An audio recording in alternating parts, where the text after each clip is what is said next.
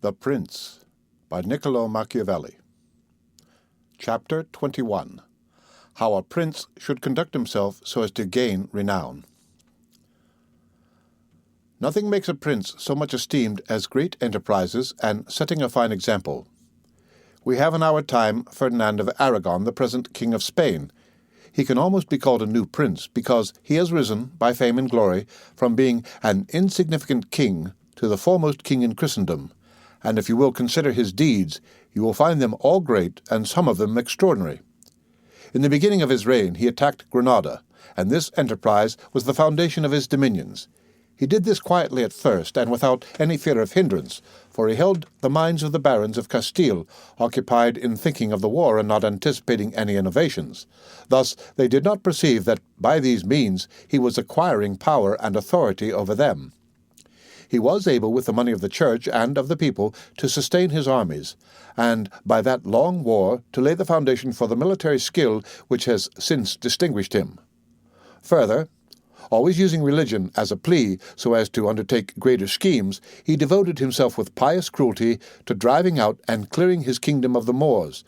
Nor could there be a more admirable example, nor one more rare. Under the same cloak he assailed Africa. He came down on Italy. He has finally attacked France, and thus his achievements and designs have always been great, and have kept the minds of his people in suspense and admiration, and occupied with the issue of them. And his actions have arisen in such a way, one out of the other, that men have never been given time to work steadily against him. Again, it much assists a prince to set unusual examples in internal affairs, similar to those which are related of Messer Bernabo da Milano, who, when he had the opportunity, by anyone in civil life doing some extraordinary thing, either good or bad, would take some method of rewarding or punishing him which would be much spoken about.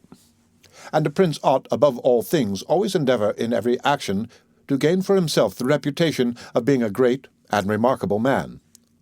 A prince is also respected when he is either a true friend or a downright enemy. That is to say, when without any reservation he declares himself in favour of one party against the other, which course will always be more advantageous than standing neutral, because if two of your powerful neighbours come to blows, they are of such a character that, if one of them conquers, you have either to fear him or not. In either case, it will always be more advantageous for you to declare yourself and to make war strenuously, because in the first case, if you do not declare yourself, you will invariably fall a prey to the conqueror, to the pleasure and satisfaction of him who has been conquered, and you will have no reasons to offer, nor anything to protect or to shelter you, because he who conquers does not want doubtful friends who will not aid him in the time of trial, and he who loses will not harbour you, because you did not willingly, sword in hand, court his fate. Antiochus went into Greece, being sent for by the Aetolians to drive out the Romans. He sent envoys to the Achaeans, who were friends of the Romans, exhorting them to remain neutral, and on the other hand, the Romans urged them to take up arms. This question came to be discussed in the council of the Achaeans, where the legate of Antiochus urged them to stand neutral. To this the Roman legate answered, "As for that which has been said, that it is better and more advantageous for your state not to interfere in our war, nothing can be more erroneous, because by not interfering you will be left without favour or consideration, the guerdon of the conqueror. Thus it will always happen that he who is not your friend will demand your neutrality, whilst he who is your friend will entreat you to declare yourself with arms. And irresolute princes, to avoid present dangers, generally follow the neutral path, and are generally ruined. But when a prince declares himself gallantly in favour of one side, if the party with whom he allies himself conquers, although the victor may be powerful and may have him at his mercy, yet he is indebted to him, and there is established a bond of amity, and men are never so shameless as to become a monument of ingratitude by oppressing you. Victories, after all, are never so complete that the victor must not show some regard, especially to justice. But if he with whom you ally yourself loses, you may be sheltered by him, and whilst he is able, he may aid you, and you become companions on a fortune that may rise again. In the second case, when those who fight are of such a character that you have no anxiety as to who may conquer, so much the more is it greater prudence to be allied, because you assist at the destruction of one by the aid of another who, if he had been wise, would have saved him, and conquering, as it is impossible that he should not do with your assistance, he remains at your discretion. And here it is to be noted that a prince ought to take care never to make an alliance with one more powerful than himself for the purposes of attacking others, unless necessity compels him, as is said above, because if he conquers, you are at his discretion, and princes ought to avoid as much as possible being at the discretion of anyone. The Venetians joined with France against the Duke of Milan, and this alliance, which caused their ruin, could have been avoided. But when it cannot be avoided, as happened to the Florentines when the Pope in Spain sent armies to attack Lombardy, then in such a case, for the above reasons, the prince ought to favour one of the parties. Never let any government imagine that it can choose perfectly safe courses. Rather, let it expect to have to take very doubtful ones, because it is found in ordinary affairs that one never seeks to avoid one trouble without running into another. But prudence consists in knowing how to distinguish the character of troubles, and for choice to take the lesser evil. A prince ought also to show himself a patron of ability, and to honour the proficient in every art. At the same time, he should encourage his citizens to practice their callings peaceably, both in commerce and agriculture, and in every other following, so that the one should not be deterred from improving his possessions for fear lest they be taken away from him, or another from opening up trade for fear of taxes. But the prince ought to offer rewards to whoever wishes to do these things, and designs in any way to honour his city or state. Further, he ought to entertain the people with festivals and spectacles at convenient sessions of the year, and as every city is divided into guilds or into societies, see Editorial Note, he ought to hold such bodies in esteem, and associate with them sometimes, and show himself an example of courtesy and liberality. Nevertheless, always maintaining the majesty of his rank. For this he must never consent to abate in anything. Editorial Note. Guilds or societies were craft or trade guilds, a whole company of any trade in any city or corporation town. The guilds of Florence are most admirably described by Mr. Edgecombe Staley in his work on the subject, published in 1906. Institutions of a somewhat similar character called artel exist in Russia today. The word artel, despite its apparent similarity, has, Mr. Aylmer Maude assures me, no connection with ars or arte. Its root is that of the verb rotitia, to bind oneself by an oath, and it is generally admitted to be only another form of rota, which now signifies a regimental company. In both words, the underlying idea is that of a body of men united by an oath. Tribu were possibly Gentile groups united by common descent, and included individuals connected by marriage. Perhaps our words sects or clans would be most appropriate. The end of Chapter 21 of The Prince by Niccolo Machiavelli. Read by Rick Kishner for Lit2Go on the web at fcit.usf.edu.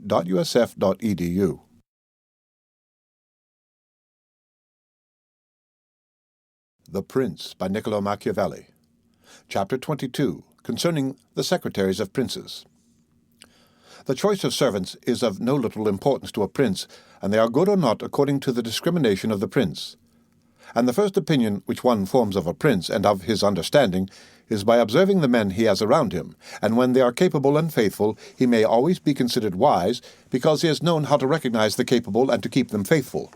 But when they are otherwise, one cannot form a good opinion of him, for the prime error which he made was in choosing them.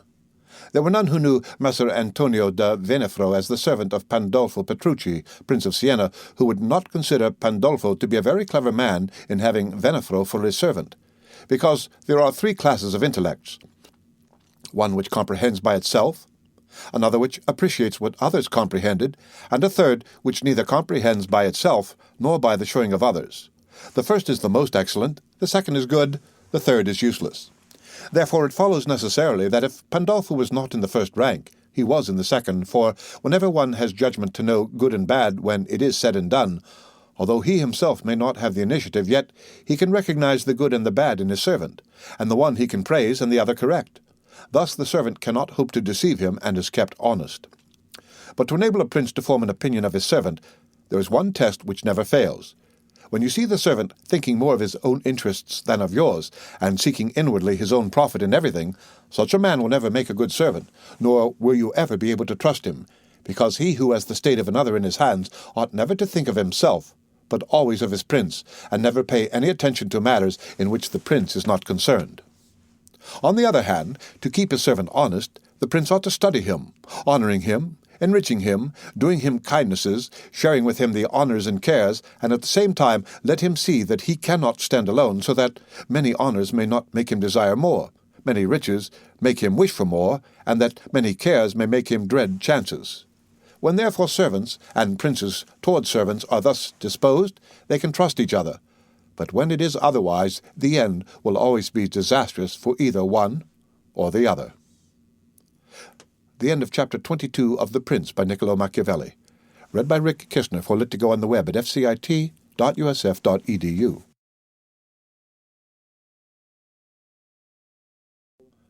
The Prince by Niccolo Machiavelli. Chapter 23. How Flatterers Should be Avoided. I do not wish to leave out an important branch of this subject, for it is a danger from which princes are with difficulty preserved unless they are very careful and discriminating. It is that of flatterers, of whom courts are full because men are so self-complacent in their own affairs, and in a way so deceived in them that they are preserved with difficulty from this pest, and if they wish to defend themselves, they run the danger of falling into contempt. Because there is no way of guarding oneself from flatterers except letting men understand that to tell you the truth does not offend you, but when everyone may tell you the truth, respect for you abates. Therefore a wise prince ought to hold a third course by choosing the wise men in his state, and giving to them only the liberty of speaking the truth to him, and then only of those things of which he inquires, and of none others.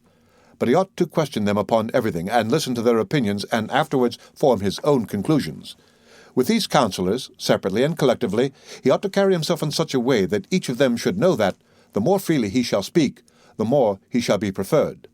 Outside of these he should listen to no one, pursue the thing resolved on, and be steadfast in his resolutions. He who does otherwise is either overthrown by flatterers, or is so often changed by varying opinions that he falls into contempt. I wish on this subject to adduce a modern example. Fra Luca, the man of affairs to Maximillian, see Editorial Note, the present emperor, speaking of his majesty, said, "He consulted with no one, yet never got his own way in anything." This arose because of his following a practice the opposite to the above. For the emperor is a secretive man, he does not communicate his designs to anyone, nor does he receive opinions on them. But as in carrying them into effect they become revealed and known, they are at once obstructed by those men whom he has around him, and he, being pliant, is diverted from them. Hence it follows that those things he does one day he undoes the next, and no one ever understands what he wishes or intends to do, and no one can rely on his resolutions. Editorial Note. Maximilian I, born in 1459 and died in 1519, was Emperor of the Holy Roman Empire. He married first Mary, daughter of Charles the Bold. After her death, Bianca Sforza, and thus became involved in Italian politics. A prince, therefore, ought always to take counsel, but only when he wishes and not when others wish. He ought rather to discourage everyone from offering advice unless he asks it. But however, he ought to be a constant inquirer, and afterwards a patient listener concerning the things of which he inquired. Also, on learning that anyone, on any consideration, has not told him the truth, he should let his anger be felt. And if there are some who think that a prince who conveys an impression of his wisdom is not so through his own ability, but through the good advisers that he has around him, beyond doubt they are deceived, because this is an axiom which never fails, that a prince who is not wise himself will never take good advice unless by chance he has yielded his affairs entirely to one person who happens to be a very prudent man. In this case, indeed, he may be well governed, but it would not be for long, because such a governor would in a short time take away his state from him. But if a prince who is not inexperienced should take counsel from more than one, he will never get united counsels, nor will he know how to unite them. Each of the counselors will think of his own interests, and the prince will not know how to control them or to see through them. And they are not to be found otherwise, because men will always prove untrue to you unless they are kept honest by constraint. Therefore it must be inferred that good counsels, whensoever they come, are born of the wisdom of the prince, and not the wisdom of the prince from good counsels. The end of Chapter 23 of The Prince by Niccolo Machiavelli. Read by Rick Kishner for Lit to Go on the web at fcit.usf.edu.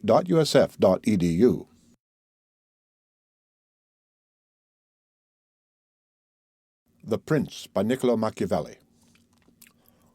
Chapter 24. Why the Princes of Italy have lost their states. The previous suggestions, carefully observed, will enable a new prince to appear well established, and render him at once more secure and fixed in the state than if he had been long seated there. For the actions of a new prince are more narrowly observed than those of an hereditary one, and when they are seen to be able, they gain more men and bind far tighter than ancient blood, because men are attracted more by the present than by the past, and when they find the present good, they enjoy it and seek no further. They will also make the utmost defence of a prince if he fails them not in other things. Thus it will be a double glory for him to have established a new principality, and adorned and strengthened it with good laws, good arms, good allies, and with a good example. So will it be a double disgrace to him who, born a prince, shall lose his state by want of wisdom. And if those seigneurs are considered who have lost their states in Italy in our times, such as the King of Naples, the Duke of Milan, and others, there will be found in them, firstly, one common defect in regard to arms from the causes which have been discussed at length. In the next place, some one of them will be seen either to have had the people hostile, or, if he has had the people friendly, he has not known how to secure the nobles. In the absence of these defects, states that have power enough to keep an army in the field cannot be lost. Philip of Macedon, not the father of Alexander the Great, but he who was conquered by Titus Quintius, had not much territory compared to the greatness of the Romans and of Greece, who attacked him, yet being a warlike man who knew how to attract the people and secure the nobles, he sustained the war against his enemies for many years, and if in the end he lost the dominion of some cities, nevertheless he retained the kingdom. Therefore, do not let our princes accuse fortune for the loss of their principalities after so many years' possession, but rather their own sloth, because in quiet times they never thought there could be a change. It is a common defect in man not to make any provision in the calm against the tempest, and when afterwards the bad times came they thought of flight and not of defending themselves, and they hoped that the people, disgusted with the insolence of the conquerors, would recall them. This course, when others fail, may be good, but it is very bad to have neglected all other expedients for that, since you would never wish to fall because you trusted to be able to find someone later on to restore you. This again either does not happen, or, if it does, it will not be for your security, because that deliverance is of no avail which does not depend upon yourself. Those only are reliable, certain, and durable that depend on yourself and your valor. The end of Chapter 24 of The Prince by Niccolo Machiavelli. Read by Rick Kishner for Lit2Go on the web at fcit.usf.edu.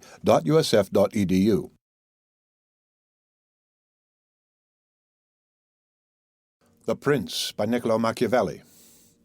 Chapter 25. What Fortune Can Effect in Human Affairs, and How to Withstand Her. It is not unknown to me how many men have had, and still have, the opinion that the affairs of the world are in such wise governed by fortune and by God, that men with their wisdom cannot direct them, and that no one can even help them. And because of this, they would have us believe that it is not necessary to labor much in affairs, but to let chance govern them. This opinion has been more credited in our times because of the great changes in affairs which have been seen, and may still be seen every day beyond all human conjecture. Sometimes pondering over this, I am in some degree inclined to their opinion. Nevertheless, not to extinguish our free will, I hold it to be true that fortune is the arbiter of one half of our actions. See Editorial Note. But that she still leaves us to direct the other half, or perhaps a little less. Editorial Note. Frederick the Great was accustomed to say, "The older one gets, the more convinced one becomes that His Majesty King Chance does 3/4 of the business of this miserable universe." From Sorrell's Eastern Question. I compare her to one of those raging rivers which, when in flood, overflows the plains, sweeping away trees and buildings, bearing away the soil from place to place. Everything flies before it, all yield to its violence, without being able in any way to withstand it. And yet, though its nature be such, it does not follow, therefore, that men, when the weather becomes fair, shall not make provision, both with defences and barriers, in such a manner that, rising again, the waters may pass away by canal, and their force be neither so unrestrained nor so dangerous. So it happens with fortune, who shows her power where valour has not prepared to resist her, and thither she turns her forces where she knows that barriers and defences have not been raised to constrain her. And if you will consider Italy, which is the seat of these changes, and which has given to them their impulse, you will see it to be an open country without barriers and without any defence. For if it had been defended by proper valour, as are Germany, Spain, and France, either this invasion would not have made the great changes it has made, or it would not have come at all. and this I consider enough to say concerning resistance to fortune in general. But confining myself more to the particular, I say that a prince may be seen happy today and ruined tomorrow without having shown any change of disposition or character. This, I believe, arises firstly from causes that have already been discussed at length, namely that the prince who relies entirely on fortune is lost when it changes. I believe also that he will be successful who directs his actions according to the spirit of the times, and that he whose actions do not accord with the times will not be successful. Because men are seen, in affairs that lead to the end which every man has before him, namely glory and riches, to get there by various methods, one with caution, another with haste, one by force, another by skill, one by patience, another by its opposite, and each one succeeds in reaching the goal by a different method. One can also see of two cautious men, the one attain his end, the other fail, and similarly, two men by different observances are equally successful, the one being cautious, the other impetuous. All this arises from nothing else than whether or not they conform in their methods to the spirit of the times. This follows from what I have said, that two men working differently bring about the same effect, and of two working similarly, one attains his object, and the other does not. Changes in a state also issue from this, for if, to one who governs himself with caution and patience, times and affairs converge in such a way that his administration is successful, his fortune is made. But if times and affairs change, he is ruined if he does not change his course of action. But a man is not often found sufficiently circumspect to know how to accommodate himself to the change, both because he cannot deviate from what nature inclines him to do, and also because, having always prospered by acting in one way, he cannot be persuaded that it is well to leave it, and therefore the cautious man, when it is time to turn adventurous, does not know how to do it, hence he is ruined. But had he changed his conduct with the times, fortune would not have changed. Pope Julius II went to work impetuously in all his affairs, and found the times and circumstances conform so well to that line of action that he always met with success. Consider his first enterprise against Bologna, Messer Giovanni Bentivogli still being alive. The Venetians were not agreeable to it, nor was the King of Spain, and he had the enterprise still under discussion with the King of France. Nevertheless, he personally entered upon the expedition with his accustomed boldness and energy, a move which made Spain and the Venetians stand irresolute and passive, the latter from fear, the former from desire to recover the kingdom of Naples. On the other hand, he drew after him the King of France, because that king, having observed the movement and desiring to make the Pope his friend so as to humble the Venetians, found it impossible to refuse him. Therefore Julius, with his impetuous action, accomplished what no other pontiff with simple human wisdom could have done. For if he had waited in Rome until he could get away, with his plans arranged and everything fixed as any other pontiff would have done, he would never have succeeded. Because the King of France would have made 1,000 excuses, and the others would have raised 1,000 fears. I will leave his other actions alone, as they were all alike, and they all succeeded, for the shortness of his life did not let him experience the contrary. But if circumstances had arisen which required him to go cautiously, his ruin would have followed, because he would never have deviated from those ways to which nature inclined him.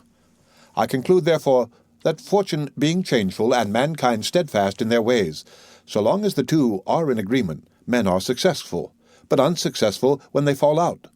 For my part, I consider that it is better to be adventurous than caution, because fortune is a woman, and if you wish to keep her under, it is necessary to beat and ill-use her, and it is seen that she allows herself to be mastered by the adventurous rather than by those who go to work more coldly.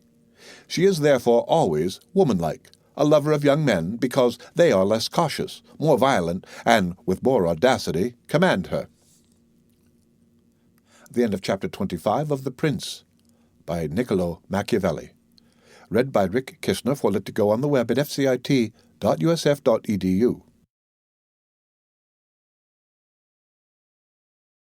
The Prince, by Niccolo Machiavelli. Chapter 26. An exhortation to liberate Italy from the barbarians. Having carefully considered the subject of the above discourses, and wondering within myself whether the present times were propitious to a new prince, and whether there were elements that would give an opportunity to a wise and virtuous one to introduce a new order of things which would do honor to him and good to the people of this country, it appears to me that so many things concur to favor a new prince that I never knew a time more fit than the present. And if, as I said, it was necessary that the people of Israel should be captive so as to make manifest the ability of Moses, that the Parisians should be oppressed by the Medes so as to discover the greatness of the soul of Cyrus, and that the Athenians should be dispersed to illustrate the capabilities of Theseus, then at the present time, in order to discover the virtue of an Italian spirit, it was necessary that Italy should be reduced to the extremity that she is now in, that she should be more enslaved than the Hebrews, more oppressed than the Parisians, more scattered than the Athenians, without head, without order, beaten, despoiled, torn, overrun, and to have endured every kind of desolation. Although lately some spark may have been shown by one, which made us think he was ordained by God for our redemption, nevertheless it was afterwards seen in the height of his career that fortune rejected him, so that Italy, left as without life, waits for him who shall yet heal her wounds and put an end to the ravaging and plundering of Lombardy, to the swindling and taxing of the kingdom and of Tuscany, and cleanse those sores that for long have festered. It is seen how she entreats God to send someone who shall deliver her from these wrongs and barbarous insolencies.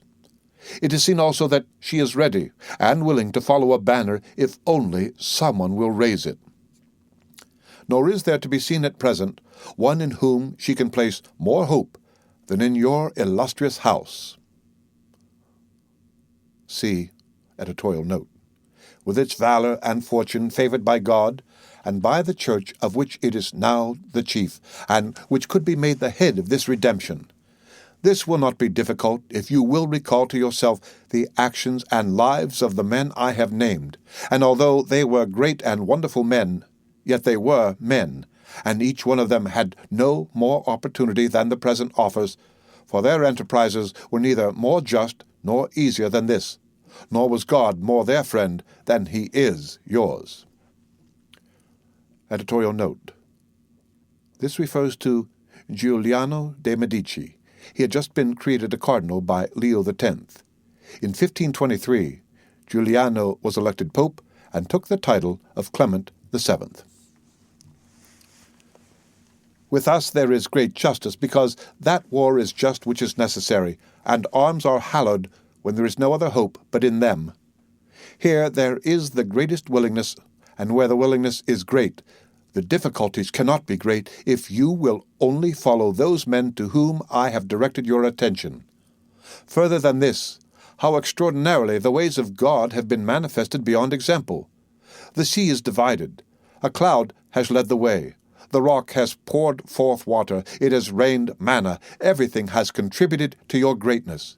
You ought to do the rest. God is not willing to do everything, and thus take away our free will and that share of glory which belongs to us. And it is not to be wondered at if none of the above-named Italians have been able to accomplish all that is expected from your illustrious house.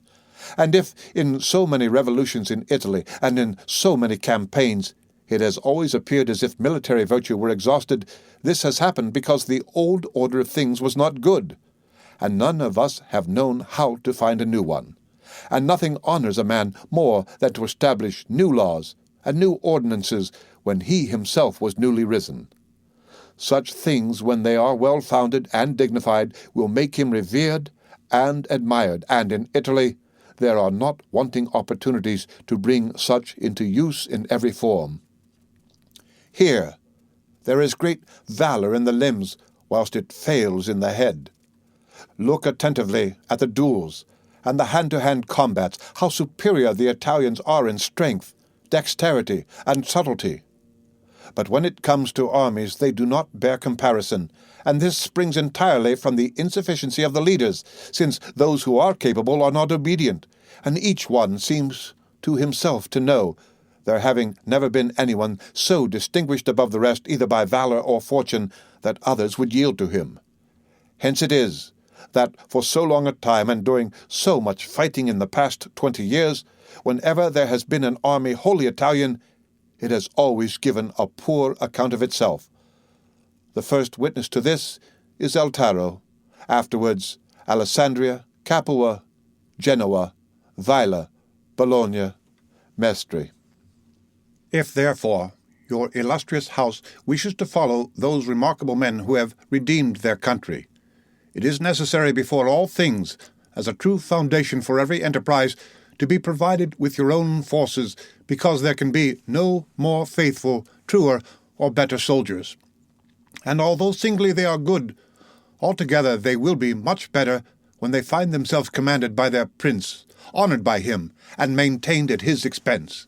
Therefore it is necessary to be prepared with such arms, so that you can be defended against foreigners by Italian valour. And although Swiss and Spanish infantry may be considered very formidable, nevertheless there is a defect in both, by reason of which a third order would not only be able to oppose them, but might be relied upon to overthrow them. For the Spaniards cannot resist cavalry, and the Switzers are afraid of infantry whenever they encounter them in close combat.